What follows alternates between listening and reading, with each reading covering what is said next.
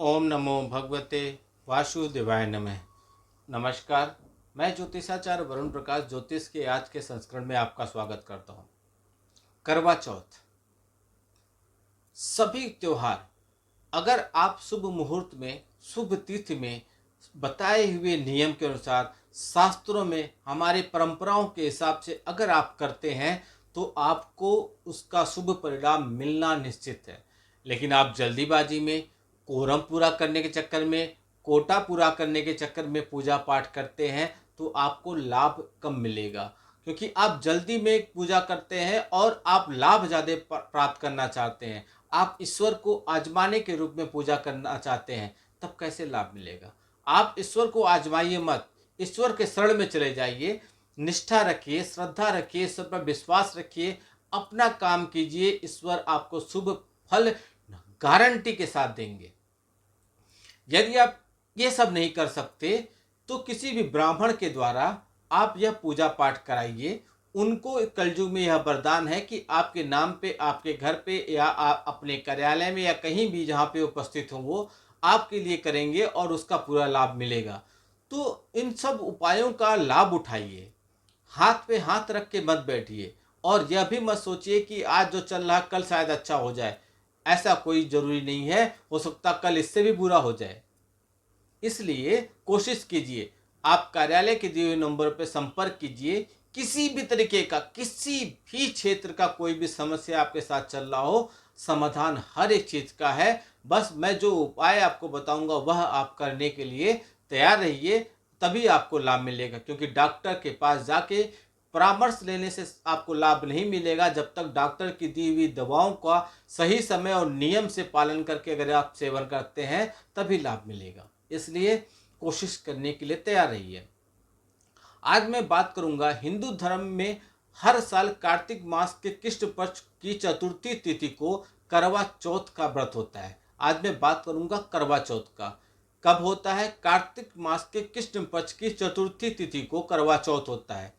हमारे धर्म में करवा चौथ 2024 में व्रत को बहुत ही शुभ माना जाता है। सुहागिन स्त्रियां अपने पति की लंबी आयु और अच्छे स्वास्थ्य के लिए करवा चौथ का उपवास रखती हैं। करवा चौथ का व्रत पति पत्नी के रिश्तों को मजबूत करने का त्योहार है।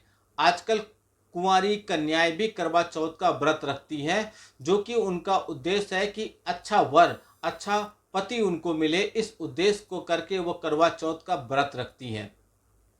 करवा चौथ का त्योहार केवल हमारे पहले कुछ प्रदेशों में मनाया जाता था, लेकिन अब यह केवल राजस्थान में ही नहीं बल्कि उत्तर प्रदेश, पंजाब, गुजरात, लगभग लगभग पूरे देश में मनाया जाता है। हमारे धर्म के पंचांग के अनुसार करवा चौथ का व्रत कार्तिक मास के कृष्ण पक्ष के चंद्रोदय व्यापिनी चतुर्थी तिथि को मनाया जाता है। करवा चौथ का यह पावन व्रत स्त्रियों में काफी ज्यादा प्रचलित है। करवा चौथ के व्रत वाले दिन सभी सुहागिन स्त्रियां अपने अटल सुहाग, अपने पति की लंबी आयु और अच्छे स्वास्थ्य के लिए उपवास रखती हैं और भगवान शिव और माता पार्वती से प्रार्थना करती हैं। करवा चौथ का व्रत सभी हिंदू धर्म की महिलाएं पूर्ण श्रद्धा व संपूर्ण विधि विधान से करती हैं।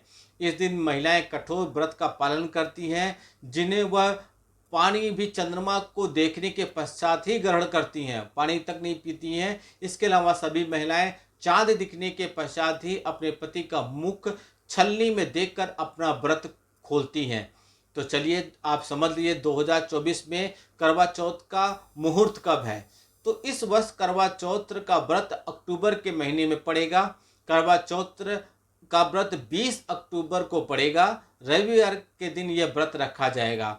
हिंदू पंचांग के अनुसार कार्तिक मास के कृष्ण पक्ष की चतुर्थी तिथि यानी कि 20 अक्टूबर 2024 यानी कि रविवार को सुबेरे 6:46 से लेकर 21 अक्टूबर को सुबह 4:16 पर रहेगा शुभ मुहूर्त। मुहूर्त धर्म के पंचांग के अनुसार करवा चौथ का व्रत कार्तिक मास के कृष्ण पक्ष के चंद्रोदय व्यापिनी चतुर्थी को किया जाता है।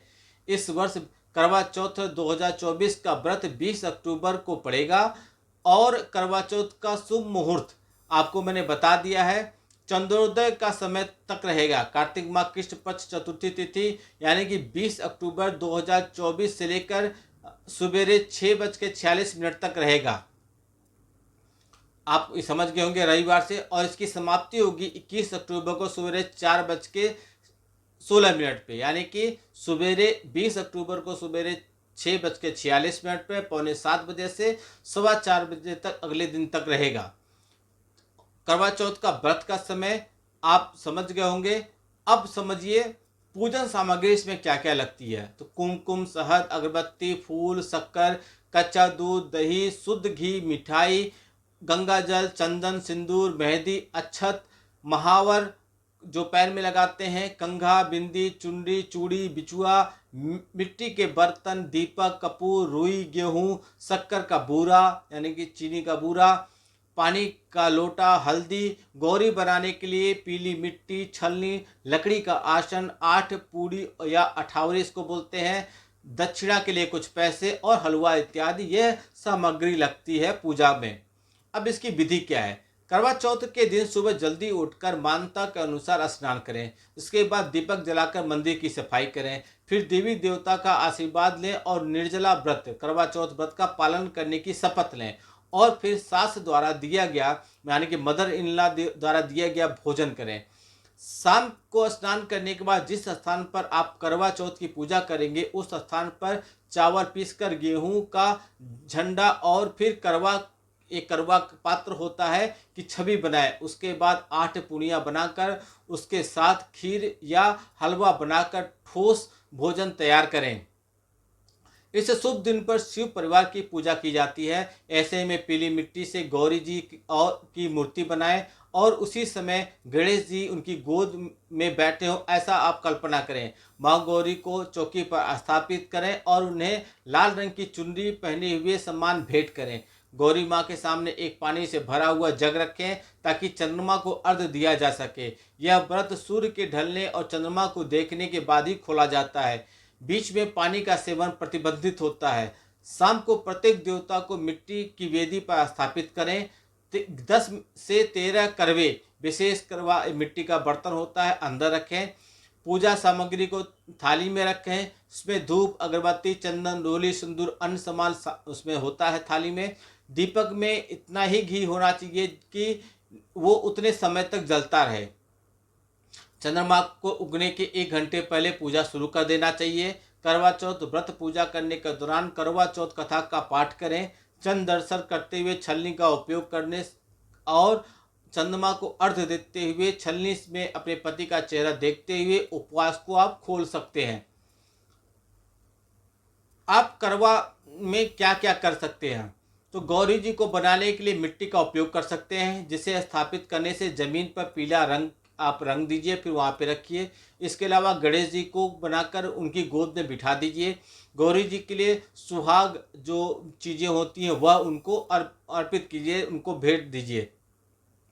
कुछ लोग करवा के ढक्कन में चीनी और गेहूं डालते हैं। देश के कुछ हिस्सों में इस करवे को पानी से भरा जाता है, दूसरे में कहीं दूध से, तो फिर इसके अंदर तांबे या चांदी का सिक्का आ जाता है।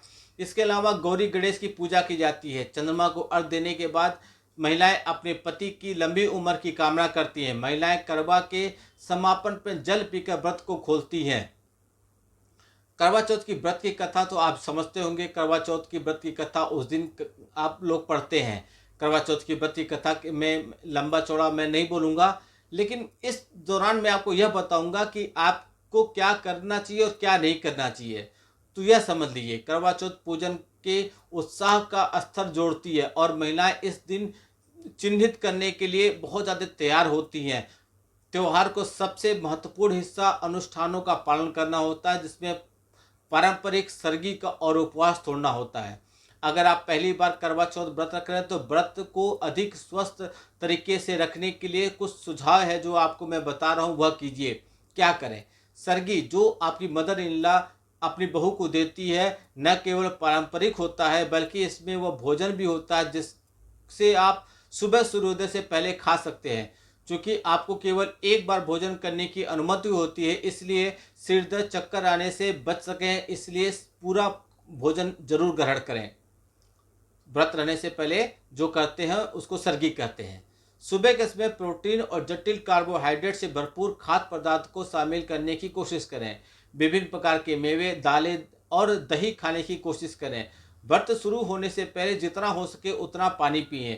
निर्जलीकरण के कारण सिर दर्द और थकान होने की खतरा बढ़ जाता है, जिससे आप थका महसूस कर सकते हैं। फलों के रस का भी सेवन कर सकते हैं। सब और क्या नहीं करना चाहिए। करवा चौथ रखने वाली महिलाओं को भोजन तैयार करने में कैंची, सुई या चाकू का उपयोग नहीं करना चाहिए। अपने भोजन में बहुत अधिक मसाले नहीं डालना चाहिए। एसिडिटी होने की संभावना से बचने के लिए काफ़ी और चाय पीने से बचना चाहिए। क्योंकि इस दिन आपको लंबे समय तक उपवास रखना है, इसलिए महिलाओं को आमतौर पर कठिन कामों में शामिल नहीं होना चाहिए, जैसे थकान हो जाए। गर्भवती महिलाओं के लिए उपवास सामान्य से अधिक तनावपूर्ण हो सकता है।